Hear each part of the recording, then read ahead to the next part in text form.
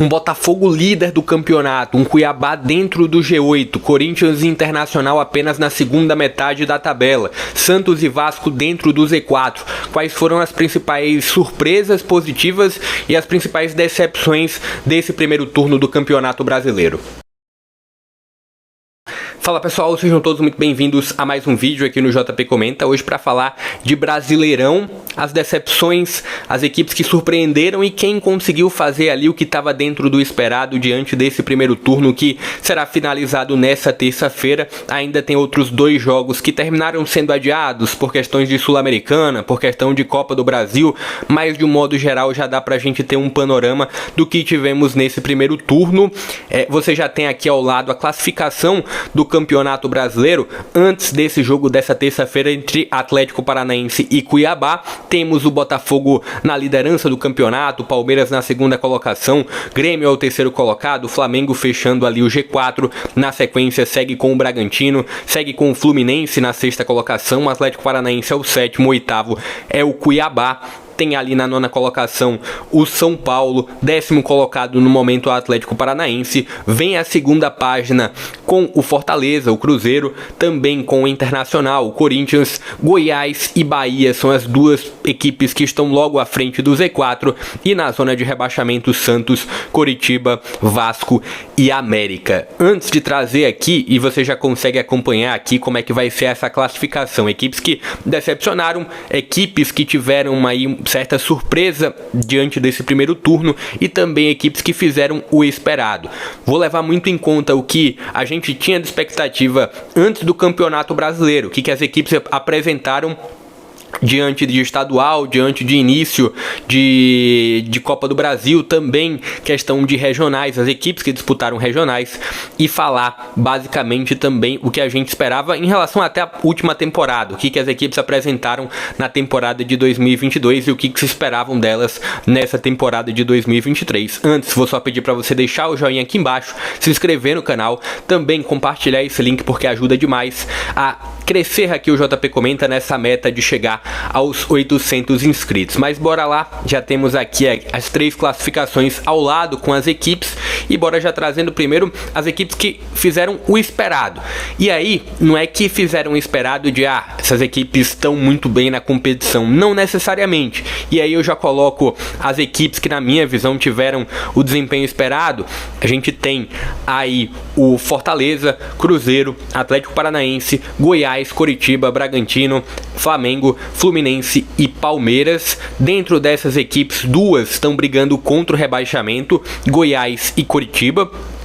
Só que vamos lá, antes do Campeonato Brasileiro a gente esperava essas equipes justamente brigando contra o rebaixamento. Goiás, por tudo que teve no início do ano, teve troca no comando técnico, um pouquinho de instabilidade também, assim como o Coritiba, apesar dessa projeção, desse início de SAF, também era um Coritiba que não demonstrava tanta segurança assim de que teria um bom projeto para o ano e vai ali dentro da zona de rebaixamento. Até teve uma certa reação após a saída do Zago, mas um primeiro turno que na minha visão foi dentro do esperado sim, um Coritiba e um Goiás também brigando contra essa zona de rebaixamento.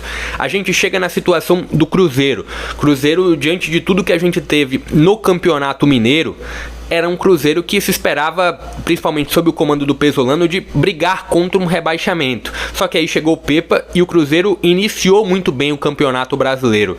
Houve uma certa frustração por parte de alguns torcedores pelo modo como o Cruzeiro não vem rendendo tanto assim nos últimos jogos.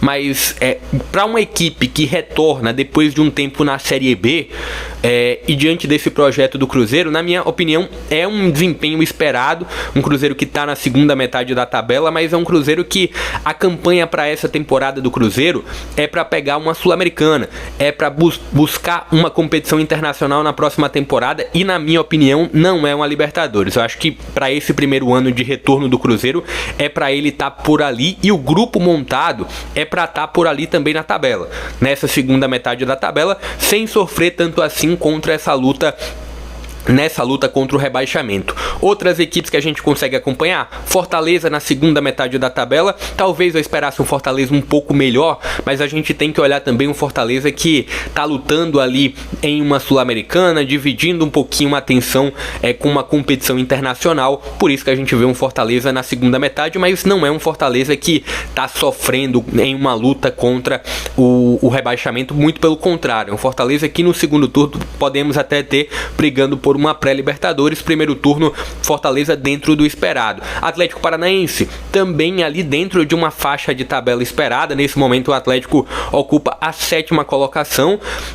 Confesso que essa temporada do Atlético me frustrou um pouquinho no sentido de competições internacionais. Esperava muito de um Atlético na Libertadores indo muito além, e também, na verdade, não em competições internacionais, mas em Copa. Esperava um Atlético Paranaense também chegando longe na Copa do Brasil. Chegou relativamente longe, mas esperava um pouco mais.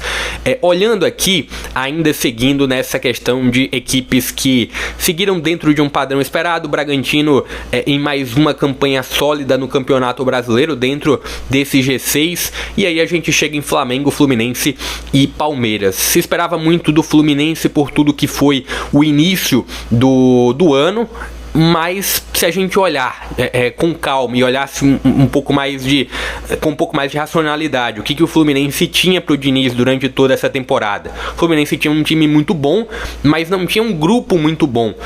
Então, em alguns momentos, o Fluminense terminou perdendo algumas peças importantes e não teve como repor. Faltou fôlego ao Fluminense, e era o esperado, na minha opinião, faltar fôlego. Mesmo assim, é um Fluminense que está dentro de um G6, está dentro, da minha opinião, em uma condição esperada. Para alguns, no início do Campeonato Brasileiro, talvez enxergassem o Fluminense brigando por uma liderança, e ainda dá para dizer até que o Fluminense, em caso de vitória, pode beliscar ali uma segunda colocação na próxima rodada, mas na minha opinião é um Fluminense que vai ficar nessa faixa aí de 6º a 4º colocado, e tá muito bom para o que é o grupo do Fluminense.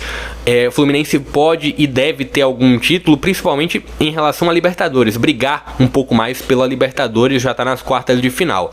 Flamengo e Palmeiras, eu acho que também estão dentro do esperado, e aí daqui a pouco por que Flamengo e Palmeiras, mesmo estando a mais de 10 pontos do líder, estão dentro do esperado, na minha opinião, é para falar de quem surpreendeu. Mas Flamengo tá ainda dentro de uma faixa de um G4 que pode, quem sabe num segundo turno arrancar, mas foi um Flamengo que já no início do ano mostrou que poderia escorregar demais em toda a temporada, em todo o Campeonato Brasileiro, e assim vem fazendo. Palmeiras, pela falta de grupo, pela falta de reposição em alguns setores do campo, esperava também um Palmeiras deslizando bastante nesse primeiro turno, e foi o que aconteceu, mas mesmo assim é um Palmeiras que tá ali dentro do esperado, dentro de um G4, segundo colocado no momento do Campeonato Brasileiro. E agora sim vamos partir para equipes que terminaram decepcionando e que surpreenderam. Já tá na tela aí as duas classes já separadas. Primeiro, falar das equipes que decepcionaram, e foram muitas: Santos, Vasco, América, Bahia, Internacional, Corinthians, São Paulo e Atlético Paranaense. Foram equipes que decepcionaram, e na minha visão decepcionaram muito diante desse primeiro turno. A gente vê dentro dessa ordem aí que eu tô colocando na tela, é um Santos que, por mais que venha ensaiando um rebaixamento temporada após temporada, a gente sempre espera que o Santos pelo menos fique ali numa faixa intermediária da tabela.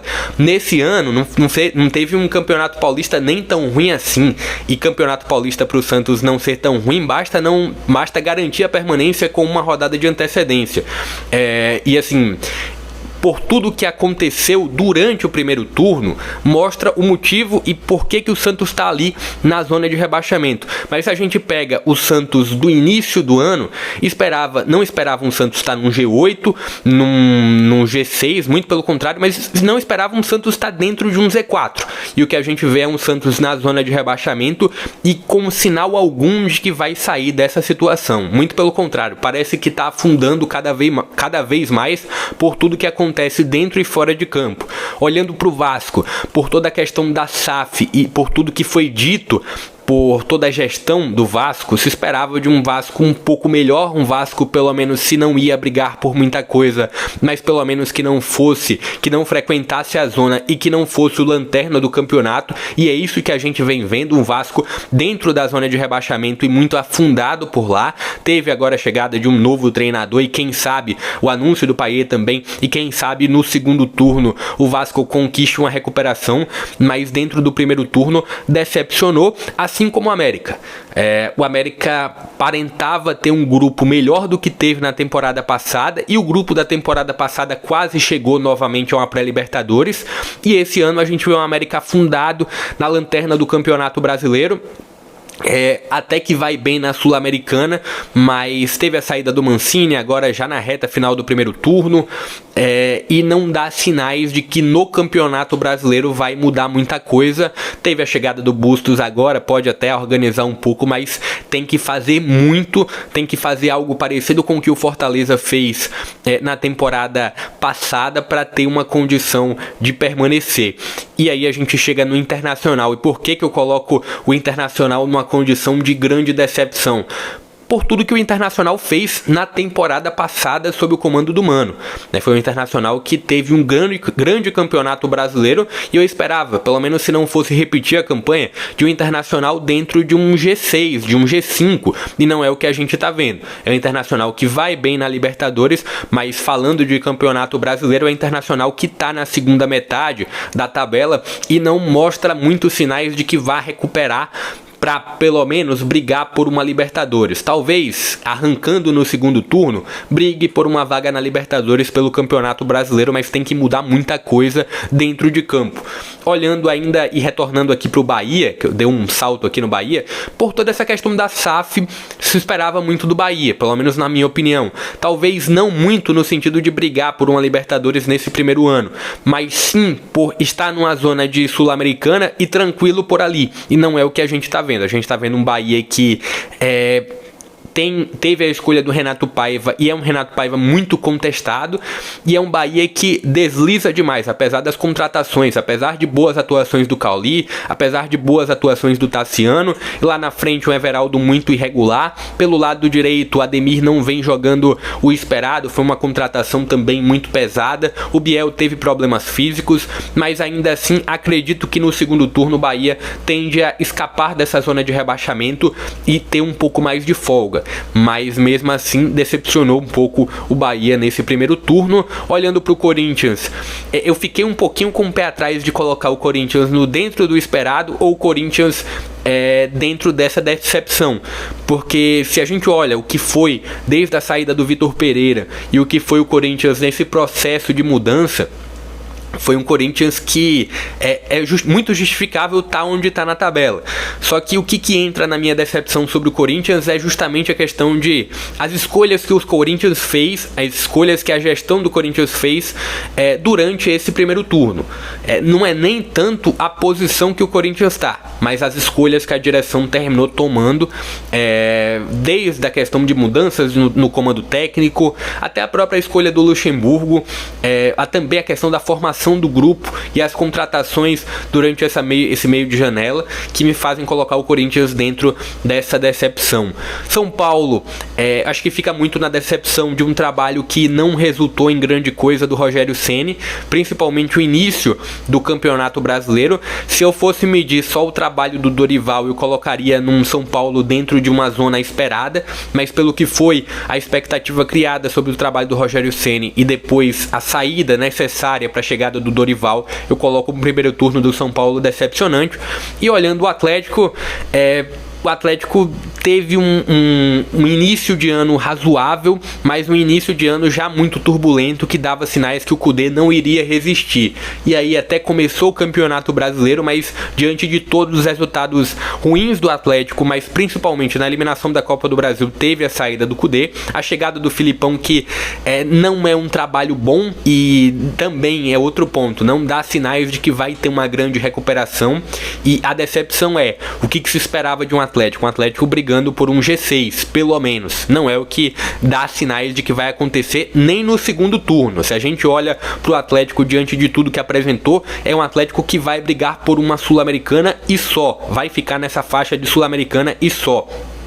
Olhando agora sim para as equipes que surpreenderam e surpreenderam demais. Tirando a questão do Grêmio, o Grêmio apenas surpreendeu, na minha opinião. Era uma equipe que retornava da Série B, e toda vez que uma equipe retorna da Série B vem sob muita desconfiança. Essa desconfiança pode ter sido um pouco quebrada com a chegada de algumas contratações de peso como a do Luis Soares, mas ainda assim é um Grêmio que é vice-líder, né? Por mais que hoje o Palmeiras é o vice-líder, mas o Grêmio tem um jogo a menos nesse primeiro turno. E é um Grêmio que joga muito bem, que o coletivo mesmo, apesar de a gente ter um Soares lá na frente, mas não tem tantos nomes estrelados assim. E o Renato Gaúcho vem conseguindo, além do Soares, né? Além do Soares não tem tantos nomes estrelados assim, mas o Renato Gaúcho vem conseguindo fazer com que esse Grêmio jogue bem. O Vila Sante vem jogando bem, o Bitelo também vem jogando muito bem. A linha também lá atrás com o Reinaldo tendo boas atuações, com o João Pedro na lateral direita. É um Renato que era às vezes um pouquinho criticado pela forma como é distribuída a equipe do Grêmio em campo, mas o Grêmio vem dando grandes resultados e também ainda tem uma possibilidade de Copa do Brasil. Então pelo primeiro turno o Grêmio surpreende sim, só que aí as grandes surpresas ficam por parte de Cuiabá e de Botafogo. O Cuiabá, por tudo que se tem de desconfiança sobre a equipe do Cuiabá, pela questão de investimento menor, pela questão da formação do grupo, que para algumas equipes é muito complicado e para o Cuiabá também é muito mais complicado, principalmente pela questão de investimento, mas é um Cuiabá que dentro de campo justifica muito estar onde está, dentro de um G8, pelo menos, porque foi um Cuiabá que por boa parte do primeiro turno não tinha bons resultados em casa, apenas fora de casa construía os bons resultados, só que nessa reta final de primeiro turno, em casa também o Cuiabá vem conseguindo e construindo bons resultados. Então, dentro desse G8, e tudo leva a crer que é um Cuiabá que vai brigar pelo menos por essa pré-Libertadores para a próxima temporada. Ou, na pior dos mundos, é um Cuiabá que vai para uma Sul-Americana na próxima temporada. Olhando lá na frente, é um Botafogo que faz uma campanha histórica com 100% de aproveitamento nesse primeiro turno jogando dentro de casa. Isso surpreende demais, porque foi um Botafogo muito contestado, o Renato Paiva muito contestado, Renato Paiva do Bahia, mas o Castro muito contestado, Luiz Castro muito contestado durante esse início de ano, né? Um estadual muito ruim do Botafogo que não chegou nem nas finais, e aí chega um início de campeonato brasileiro onde vira a chave e o Botafogo consegue dar um grande salto no campeonato brasileiro, com o Eduardo principalmente. Eu acho que a grande figura desse Botafogo no segundo turno é a presença do Eduardo, um Eduardo que retornou justamente no jogo de uma Copa do Brasil, onde o Botafogo meteu uma goleada sobre o Brasiliense, e aí veio o início de campeonato brasileiro, onde o Botafogo com o Tiquinho, com o Eduardo, com o Marçal, com o Di Plácido ou Rafael na lateral direita, Adrielson, Cuesta, o PR lá atrás, o próprio Marlon Freitas, algumas contratações do Botafogo que chegaram muito discretas e conseguiram entregar muito mais do que se esperava em campo. O Tietê tendo uma grande temporada. Então a problema dos pontas, né, que o Castro tinha, tanto do lado direito como na ponta esquerda, e o próprio Luiz Castro foi conseguindo ajustar isso durante o primeiro turno. Teve a saída do Castro agora nesse finalzinho do primeiro turno, a chegada do Lage, e mesmo assim a gente vê, o Botafogo teve 2 empates praticamente seguidos, mas aí o Lage, esse jogo contra o Internacional, mostrou o quanto que o Lage já está conhecendo muito bem o grupo, pelas mudanças que ele impôs no segundo tempo, mesmo sem Tiquinho, e o Botafogo conseguiu mais um grande resultado, finalizando o primeiro turno. Mas era basicamente isso que eu queria trazer aqui, as classificações de quem decepcionou, quem fez ali o básico, o esperado, e quem tá ali numa zona de decepção. Deixa aqui a sua classificação, quem decepcionou, quem surpreendeu durante esse primeiro turno. Lembrando, ainda tem 3 jogos, o dessa noite, dessa terça-feira, entre Atlético Paranaense e Cuiabá. Ainda tem outros jogos, tem Grêmio jogando ainda, tem Corinthians, América e Vasco, ainda do primeiro turno, mas de um modo geral já dá pra gente ter essas impressões de quem decepcionou e quem surpreendeu durante esse primeiro turno do Campeonato Brasileiro. Eu vou pedindo aqui, só para você deixar o joinha aqui embaixo se você gostou e se inscrever no canal. para me ajudar a chegar a essa meta de 800 inscritos aqui no JP Comenta no YouTube. Mas por esse vídeo é só, eu vou ficando por aqui, até a próxima.